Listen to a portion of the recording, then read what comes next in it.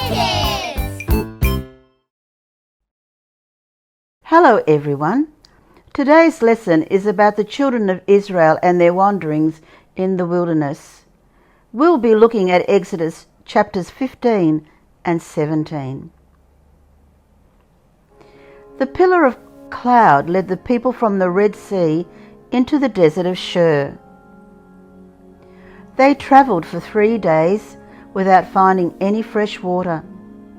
Then, when they came to a place with water, it was bitter and undrinkable. They named it Marah, the Hebrew word for bitter. The thirsty crowd grumbled angrily to Moses. "What are we going to drink?" Moses cried out to God for help. The Lord showed him a piece of wood, and Moses threw it into the water. Immediately the water became fit to drink. "If you listen and obey God," Moses declared, "He will keep you from any diseases He brought on the Egyptians. He is the Lord who heals you." The people then travelled through the desert to an oasis called Elim, where they found 12 springs of water and 70 palm trees. Here they camped by the water and rested. Then they set off from Elim towards Mount Sinai through the desert of Sin. In the desert, they became very hungry and started grumbling to Moses and Aaron.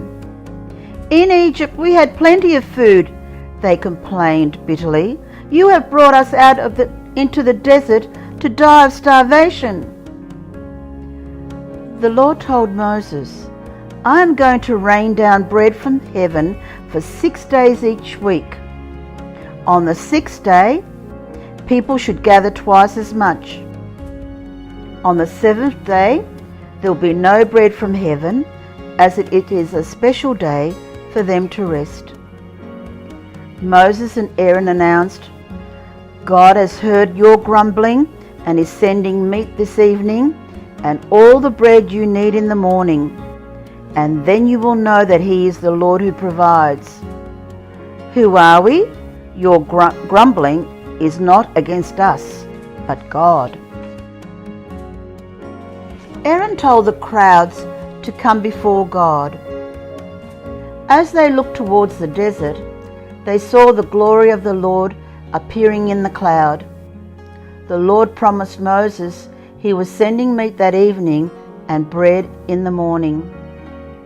That evening, a large flock of birds called quail landed near the camp.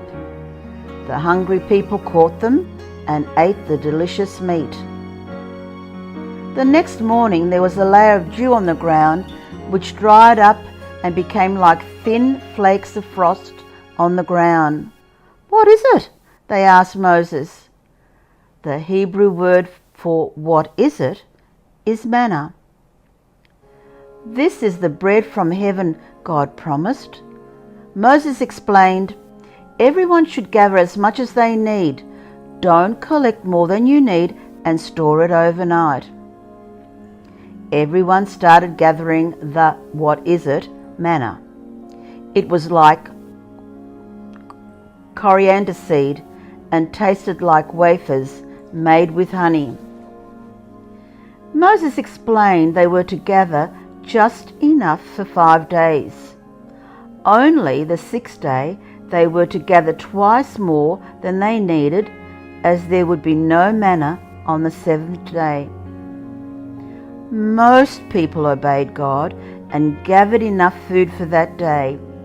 Some, however, were greedy, disobeyed God, gathered more than they needed, and stored it overnight. The next morning it was full of maggots and smelt horrible. On the 6th day, most people gathered twice as much as God had told them.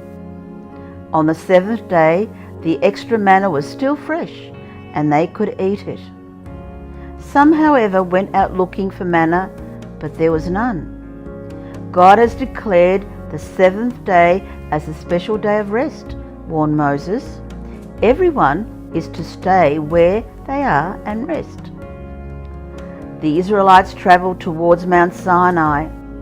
They were to eat manna every day for the 40 years they were wandering in the wilderness. When they camped at Rephidim, there was no water to drink.